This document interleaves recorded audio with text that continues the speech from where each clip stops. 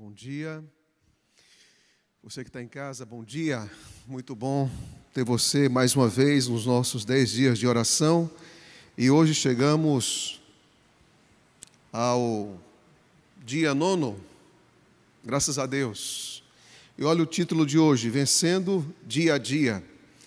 Há quase 10 dias, amanhã nós faremos 10 dias com esse movimento fantástico. E eu quero agradecer sua presença todos os dias aqui conosco, buscando a Deus em oração, crendo em suas promessas, aguardando a direção do Espírito e tendo uma vida como reavivamento, como estilo de vida, não como um evento isolado de 10 dias, não como uma semana de oração, como um final de semana, não. A vida cristã é reavivamento todo dia. Eu quero convidá-lo mais uma vez a buscarmos a Deus em oração nesse momento e que nós vamos falar sobre a necessidade da dependência diária do Espírito Santo. Feche seus olhos e vamos falar com Deus.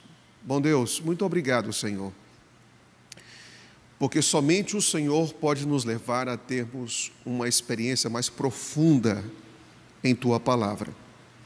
Somente o Senhor pode nos levar a termos uma experiência mais profunda quando oramos. Somente o Senhor é a fonte de vida, de salvação, de graça e de plenitude do Espírito. E nós não queremos viver, ó Deus, uma vida vazia, nós queremos viver uma vida plena. Nós não queremos viver uma vida sem direção, nós queremos viver uma vida dirigida pelo Espírito. Porque a Tua Palavra diz que aqueles que são do Senhor são dirigidos pelo Espírito. Por isso, Senhor, eu te peço que mais uma vez o Senhor fale, o Senhor nos faça entender e o Senhor nos faça viver tudo aquilo que sai da Tua boca. Obrigado por esses milagres que ocorreram com certeza durante esses 10 dias. Obrigado também, Senhor, porque nós, mesmo não tendo a resposta que nós gostaríamos, em Tuas mãos tudo está seguro e nós confiamos em Ti sempre. Nos dê a Tua paz, Senhor amado, e fala através da Tua Palavra, em nome de Jesus. Amém. Abra sua Bíblia, por favor, no Evangelho de Lucas, no capítulo de número 4. Evangelho de Lucas, capítulo número 4.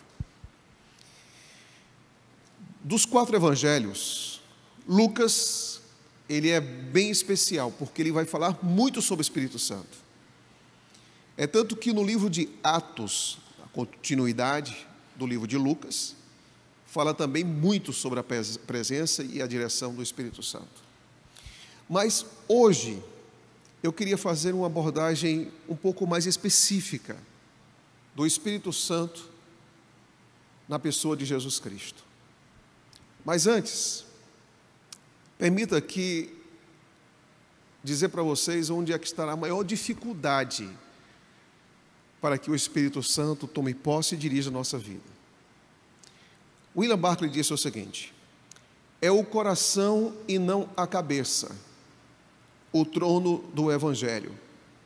Não é a inteligência que fecha a porta, é o orgulho, é a nossa autossuficiência, é a gente querer sempre dominar tudo.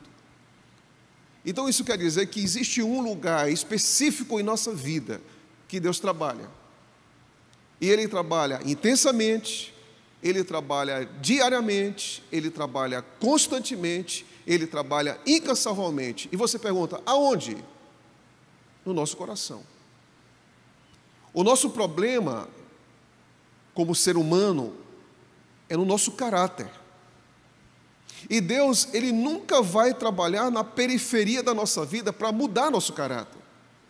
Deus, para mudar o nosso caráter, Ele não vai trabalhar ao redor de nós apenas. Ele não vai trabalhar na superfície da nossa alma apenas. Deus, Ele vai trabalhar onde as coisas podem de fato acontecer. E é a nossa alma, é o nosso coração. Então isso quer dizer que o seu coração, que o meu coração, é campo de trabalho do Senhor.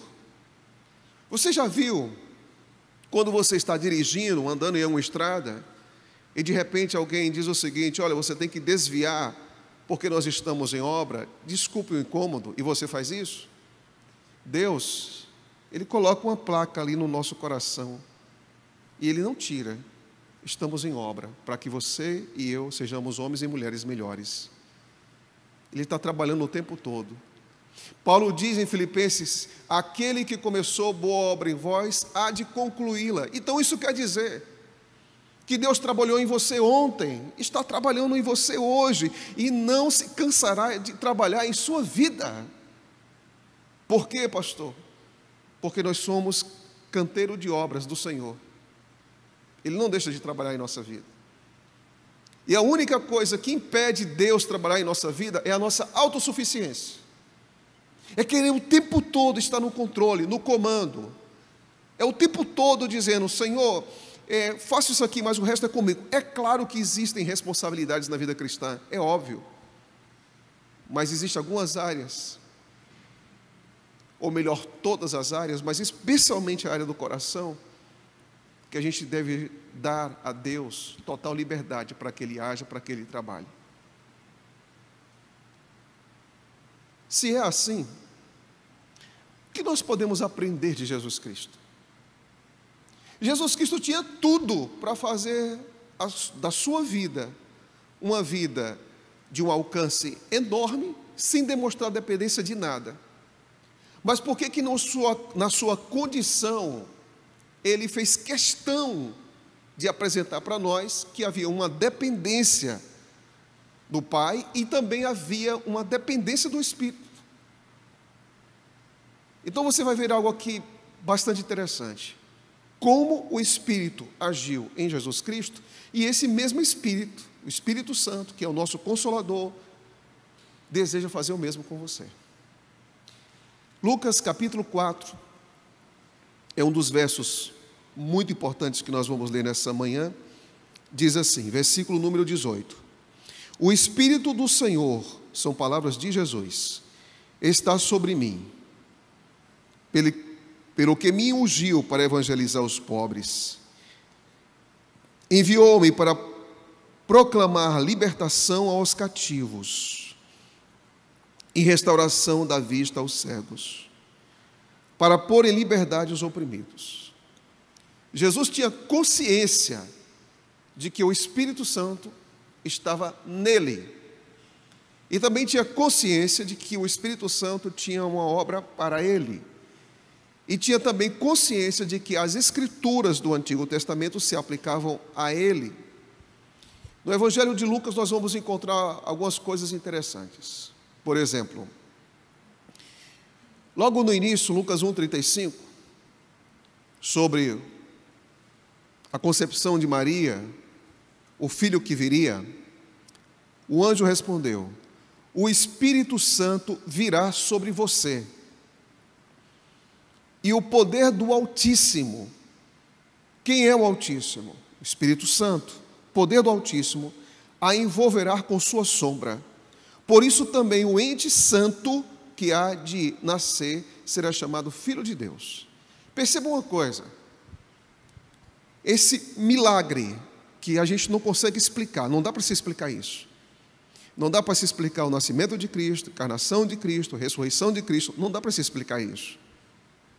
Mas é interessante que no Evangelho de Lucas se inicia quando se fala de Cristo, dizendo: o Espírito Santo, Maria, vai agir em você. Quando nós avançamos dentro das experiências, dos relatos, dos registros de Lucas, nós vamos perceber que aparece um homem chamado João Batista. E ele então vai pregar. E ele batiza. E de repente aparece uma pessoa em um determinado dia, ele vê que aquela pessoa é diferente, que ela é especial, que ele é o fruto tão aguardado da pregação dele também, de João Batista. Ele olha para Jesus Cristo, ele vê em Jesus Cristo o Cordeiro de Deus, o Messias prometido, e Jesus Cristo entra na água, Jesus pede para João para batizá-lo, ele diz: eu é que devo ser batizado, é eu que devo participar e ter essa experiência. E Jesus Cristo diz: não, é para que se cumpra tudo o que está escrito. E quando Jesus Cristo é batizado, o Pai diz: esse é o meu Filho amado em que minha alma se compraz.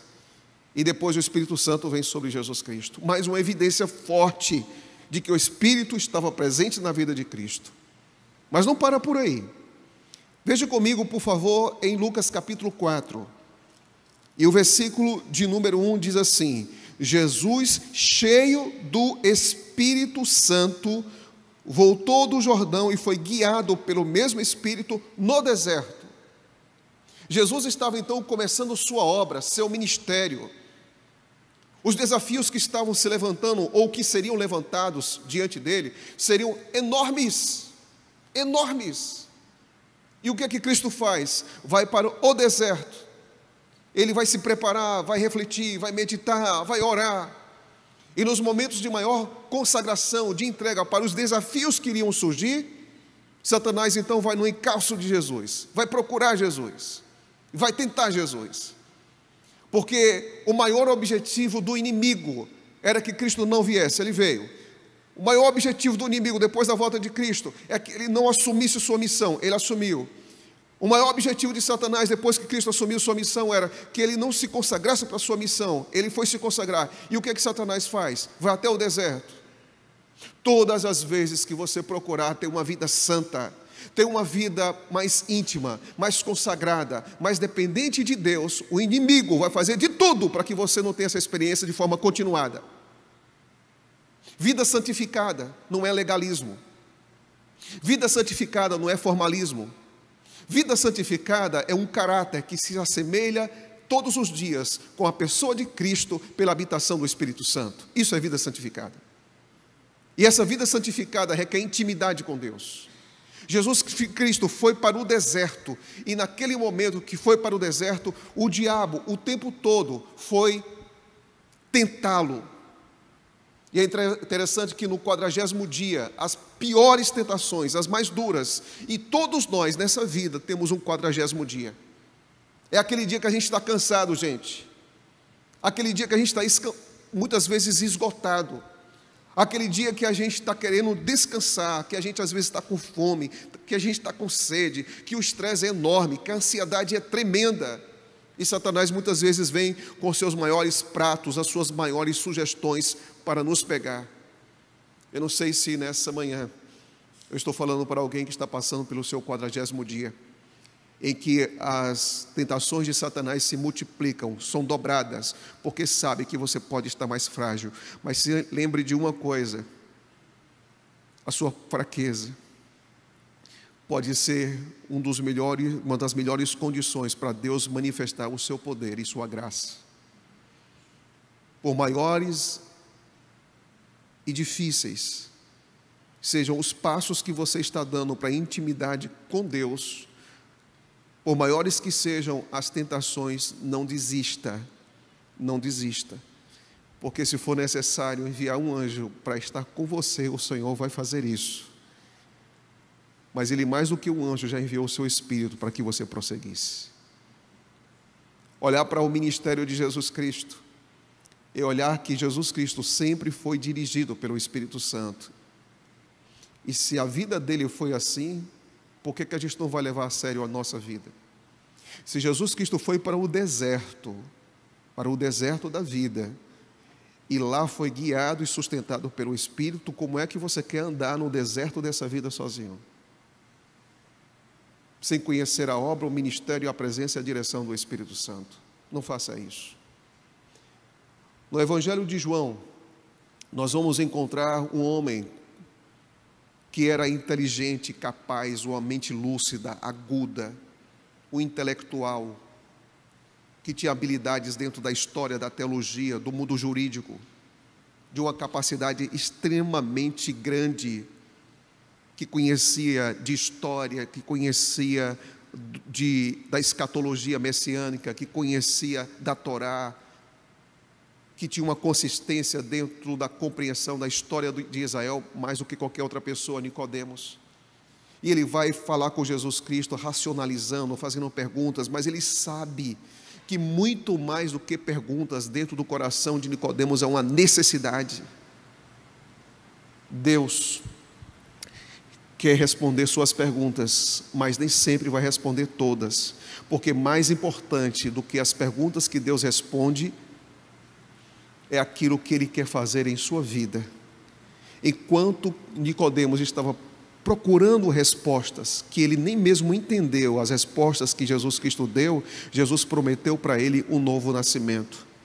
Maior do que suas perguntas são suas necessidades. Maior do que as minhas perguntas são as minhas necessidades. Maior do que os seus questionamentos é aquilo que Cristo quer fazer em seu coração. Deus sabe muito bem que não são as respostas que podem saciar a nossa vida. Tem o seu lugar, mas o que sacia a nossa alma é um coração convertido pela obra do Espírito Santo. É isso que sacia a nossa alma.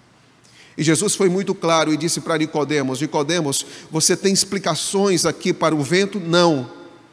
Assim é todo aquele que é nascido do Espírito, Nicodemos. Não dá para se explicar. E nós temos que nos submeter ao Espírito. O Espírito faz sua obra. O Espírito é capaz de nos justificar, de levar a Cristo, de nos santificar, de mudar a nossa natureza. Você pode fazer muito por você, mas você não pode se converter a si mesmo. Isso é impossível. Você pode ter muita força de vontade, mas você não pode trabalhar em sua natureza. Você não pode mudar quem você é. Você não pode mudar o seu caráter. Você não tem forças para isso. As suas forças são limitadas quando se entra no campo da conversão. Como é que uma pessoa que tem obsessão, sede por álcool o tempo todo, um dia torna a sua garrafa de álcool um inimigo para si mesmo? Isso é um poder que vem do alto, e esse poder e essa presença do Espírito Santo. Como é que alguém que vive uma vida de vícios, de sexo, de pornografia, e depois isso muda, essa natureza muda de forma extraordinária? Quem faz isso? É uma pessoa, e essa pessoa é o Espírito Santo. Como é que uma pessoa que vive descontrolada, é explosiva, qualquer coisa briga, discute em casa, discute com os filhos, discute com a esposa, não se dá bem em nenhum trabalho, porque o temperamento dele é incontrolável, mas quando o Espírito está trabalhando em sua vida, ele é capaz de controlar esse temperamento descontrolável. Pelo poder do Espírito, Deus faz coisas que nós não conseguimos fazer por nós mesmos. Nós não conseguimos. No livro Caminho a Cristo, Ellen G. White diz: a educação tem o seu lugar, a disciplina tem o seu lugar, mas quando se fala de transformação, é obra exclusiva do Espírito. Do Espírito. Pensando nisso, o que é que a gente precisa, pastor? Viver vida de oração. E aqui eu quero explicar duas coisas. O que é vida de oração, pastor? Duas coisas. Primeira, priorize Deus em sua vida. Priorize Deus em sua vida. Não viva uma vida assim, acordou, eu tenho que ir logo para o trabalho, eu tenho que ir logo comer. Seu primeiro pensamento precisa ser e estar em Deus. Sua primeira voz que você precisa ouvir é a voz de Deus em sua palavra. Primeira pessoa que você fala é com Deus. Comece o dia permitindo que as impressões mais profundas da sua vida venham do céu através do Espírito Santo. Comece o seu dia assim, não abra mão. Mas o meu trabalho é longe, eu tenho que pegar carro, eu tenho que pegar ônibus, eu tenho que pegar metrô. Eu tenho um desafio a toda distância. Priorize e se organize. Que as primeiras impressões do seu dia, você dê liberdade para que o Espírito Santo coloque quando você lê Bíblia e quando você ora. Segunda coisa, você não vai ter condição de colocar o dia todo, você não vai ter um lugar reservado para você orar, para você ler Bíblia o dia todo. Você sabe por quê? Porque cristianismo se manifesta no cotidiano. Cristianismo se manifesta nas tarefas diárias da vida. Está dirigindo, está cozinhando, está trabalhando em um supermercado, no posto de gasolina, está trabalhando na faculdade, está entre conversa entre amigos. Viva a sua vida o tempo todo na presença de Deus. Como eu faço isso? É compartilhando o seu cotidiano. O seu cotidiano. O problema nosso, sabe, é que às vezes nós limitamos Deus a 4 paredes. Às vezes nós limitamos Deus a um dia da semana, sábado. Mas Deus é muito maior do que essas 4 paredes. E Deus é muito maior do que um dia da semana. Isso quer dizer, sabe o quê? Que a gente deve buscar a presença do Senhor e viver na presença dEle em qualquer lugar e todos os dias da semana, inclusive o sábado. Deus quer que sua vida não seja dividida em compartimentos. Isso aqui é espiritual, isso aqui é minha família, isso aqui é meu trabalho, isso aqui é a minha igreja, isso aqui são os meus relacionamentos. Essa mentalidade de vida dividida em compartimentos não é bíblica. Você já viu uma pessoa falando o seguinte: eu gostaria tanto que vocês orassem por minha vida espiritual? Onde é que está isso na Bíblia? Vida não é separada de nada, vida é vida. Vida é vida. Isso quer dizer que tudo o que eu sou pertence a Deus, tudo o que eu faço pertence a Deus. Deus não está dividindo sua vida espiritual. Vida é vida e nada em sua vida está separado. Jesus não queria dizer: olha minha vida espiritual. Vida é vida. Então isso quer dizer que a sua vida espiritual está relacionada ao seu casamento, está relacionada ao seu trabalho, está relacionada à maneira que você cuida do seu corpo, está ligada a tudo. E Jesus Cristo quer o centro da sua vida. E Ele pede que você viva uma vida de oração e de leitura da Bíblia. Um dos livros mais interessantes que eu vi, e é muito conhecido, esse aqui, Ouse Pedir Mais. A audácia da oração humilde, parece ser contraditório. Peça mais, fale mais com Deus. Deus promete demais, a gente pede muito pouco. E às vezes quando a gente pede com um coração muito egoísta, pensando em algumas particularidades da nossa vida. Peça aquilo que Deus pediu que você pedisse. Olha só a minha redundância. Peça a Deus aquilo que Ele pediu que você pedisse. Aí você diz: mas o que é que Deus pediu que eu pedisse, pastor? O que é que Deus quer que eu priorize em minha vida? Lucas 11, vamos de novo para Lucas. Lucas 11. E você vai ver isso. Lucas capítulo 11 vai dizer o seguinte: você pode pedir pela família, pelo casamento, pela saúde, pelo emprego, pelo trabalho, pelos seus relacionamentos. Você pode pedir qualquer coisa a Deus, mas tem uma coisa que você deve pedir, acima de todas. E olha o que diz. Lucas 11 diz assim: por isso vos digo, verso 9: pedi e dá-se-vos-á. Buscai e achareis. Batei, abre-se-vos-á. Pois todo o que pede recebe, o que busca encontra, a quem bate, abre-se-lhe-á. Qual dentre vós é o pai, que se o filho lhe pedir pão, lhe dará uma pedra? Ou se pedir um peixe, lhe dará em lugar do peixe uma cobra? Ou se lhe pedir um ovo, lhe dará um escorpião?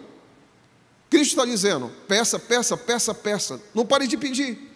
O problema nosso é que às vezes a gente pede a coisa errada. A gente insiste às vezes em uma coisa que Deus está dizendo: não é bem isso que eu quero dar para você. O pedido mais importante da vida cristã, que dá sentido aos outros pedidos, é o que Jesus Cristo fala no final desse verso aqui, no versículo número 13.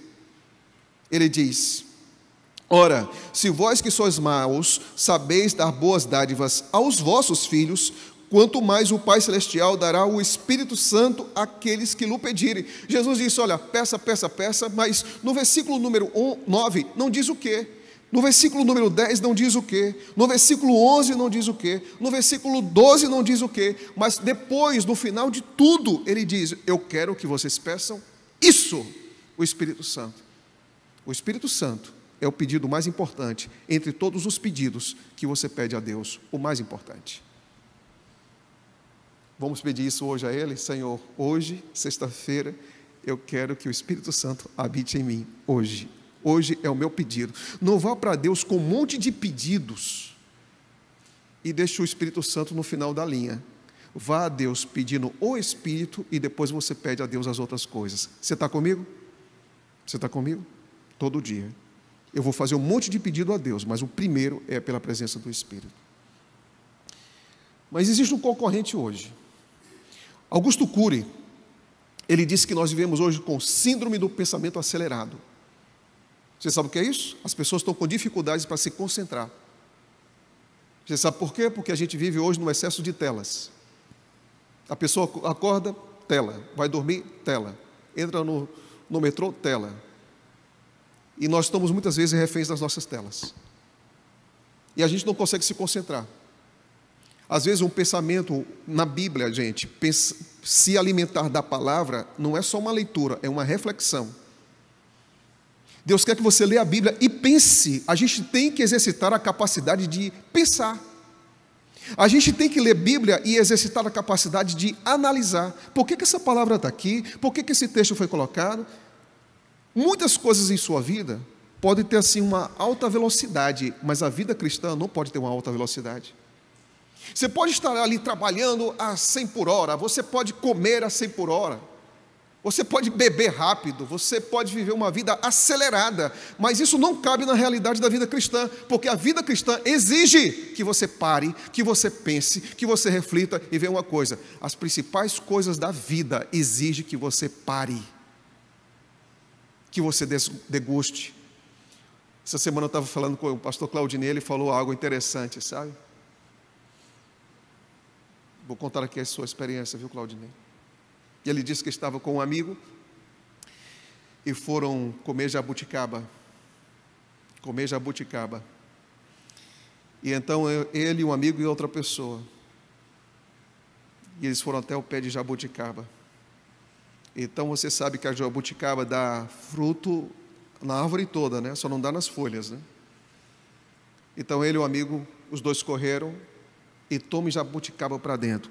Pá, muita jabuticaba. O tempo todo, mais jabuticaba, porque o mundo vai acabar amanhã, as pragas do Apocalipse vai cair hoje à noite, então tome jabuticaba. E tinha alguém do lado, pegando a jabuticaba, botando na boca, sentindo o sabor, e ele ficou preocupado: mas tanta jabuticaba aqui, por que você não está comendo? Por que você não come? Porque tem muita jabuticaba. Ele disse: vocês estão comendo, eu estou degustando. Palavra de Deus, amigos, você tem que degustar. Você tem que parar. Você tem que sair da superfície. Você tem que ler texto. Tem que se aprofundar. Semana passada, 3 horas da tarde, eu estava com o grupo que dou estudo bíblico. E nós fizemos um exercício de 30 minutos em um texto bíblico. A pessoa que estava comigo disse: pastor, que coisa, eu nunca vi esse texto dessa maneira. Eu disse: você sabe por quê? Porque a gente às vezes faz da vida cristã aquilo que a gente faz com o alimento, fast food, e não funciona. Você tem que parar. Você tem que parar. E o mundo não quer que você pare. Nós estamos sendo educados, consciente ou inconsciente, a sabe o quê? Não pare, tudo tem que ser rápido. Você está na fila, você já reclama que você está demorando. Você está no carro, buzina, porque tudo tem que ser rápido.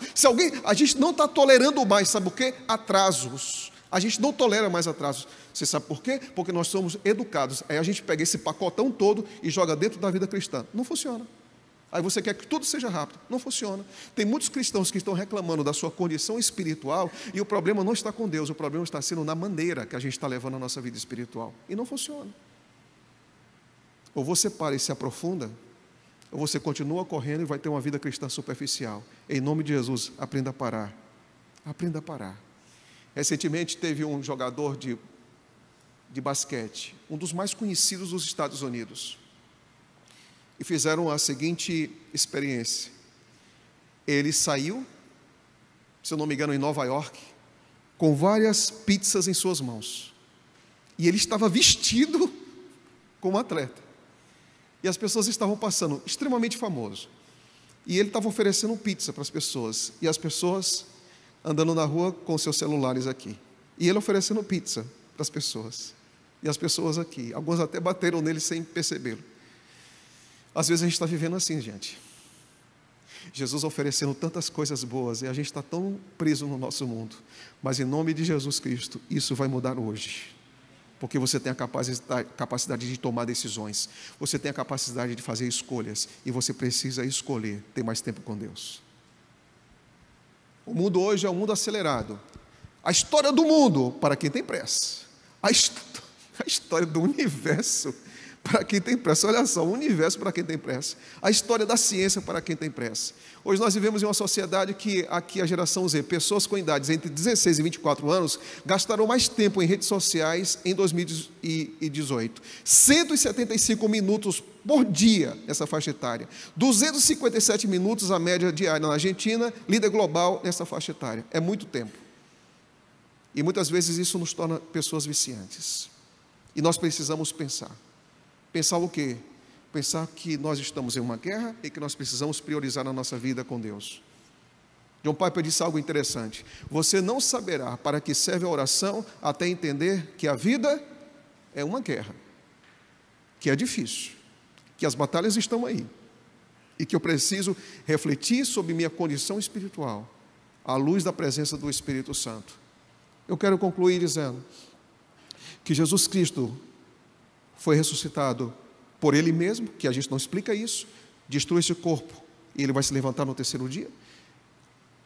Romanos diz que o Pai fez isso, Romanos diz que o Espírito Santo fez isso. E quando o texto de Romanos aparece, diz: aquele que ressuscitou Jesus Cristo dentre os mortos, vivificará também com Ele nossos corpos mortais.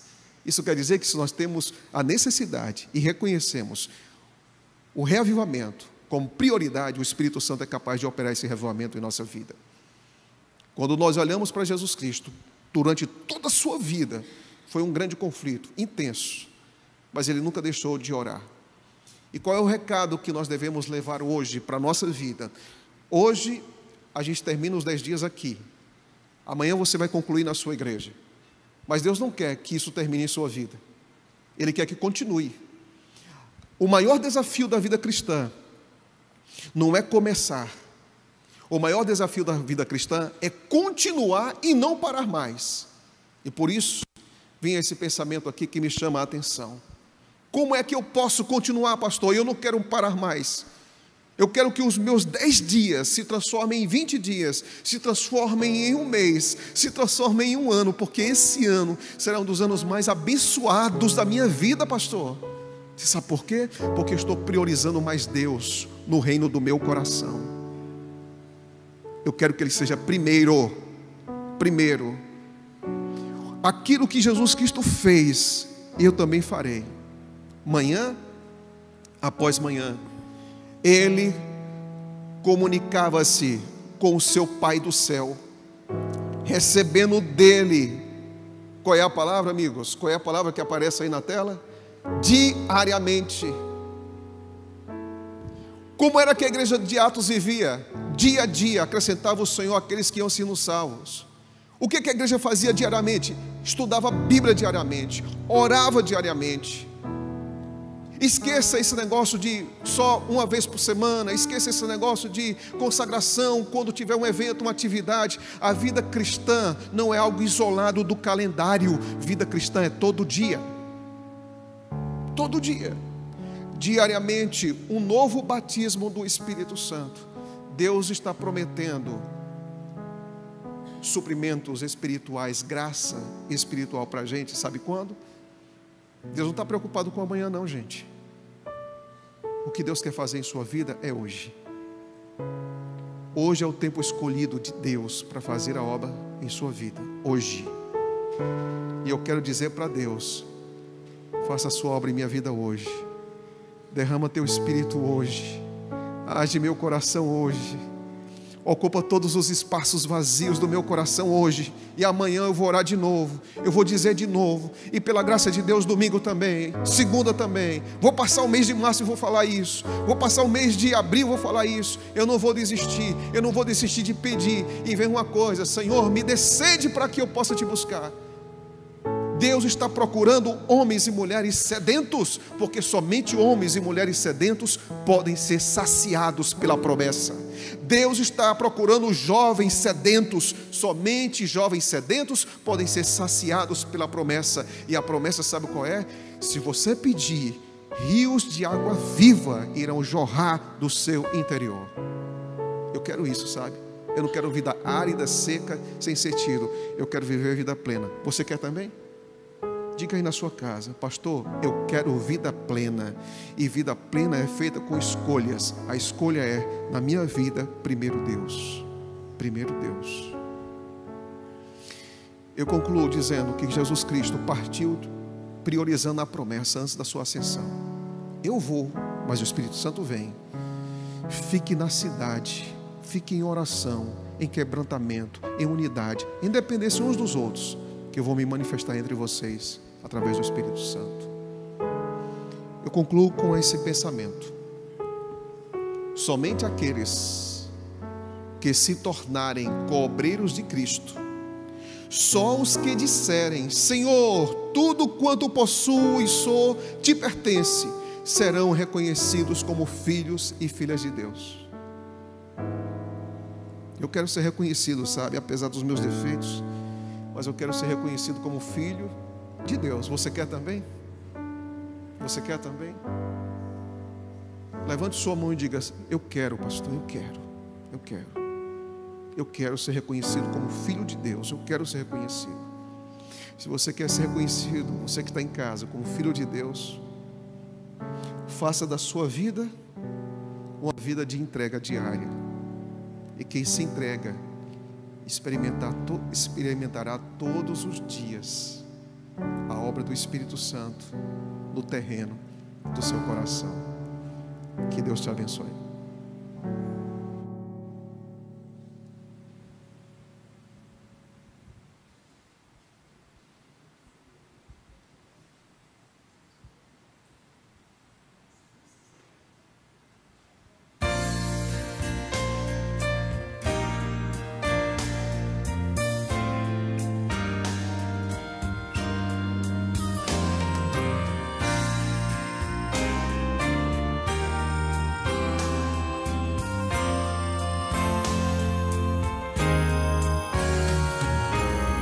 Posso sentir o seu coração quando estou aqui na escuridão.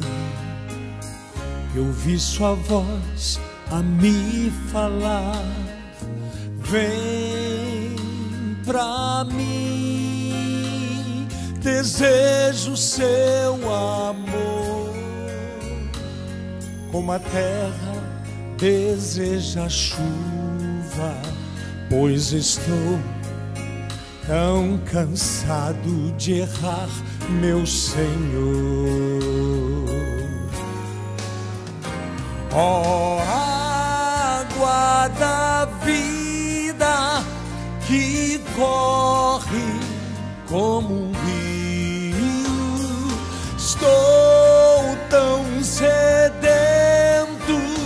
por ti. Jorra em mim, ó água da vida, água que enche o meu ser.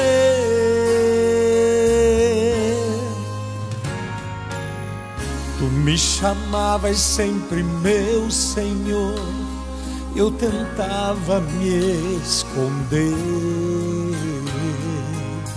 mas mesmo ainda antes de eu nascer, amavas-me. Tão cego eu já fui, e tão só nas trevas andei.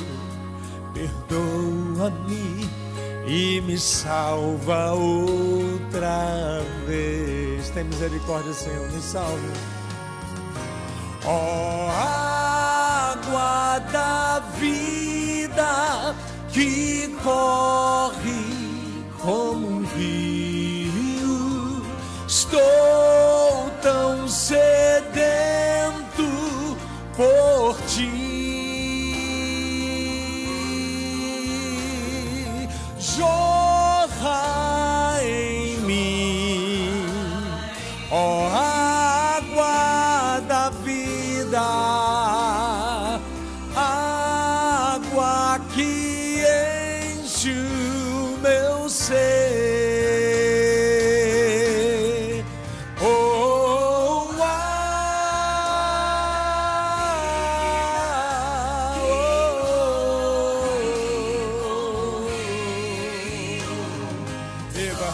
Beba dessa água, você nunca mais vai ter sede.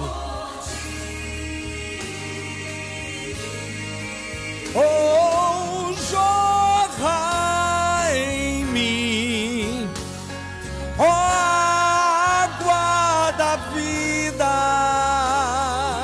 água que enche o meu ser, água que enche o meu ser.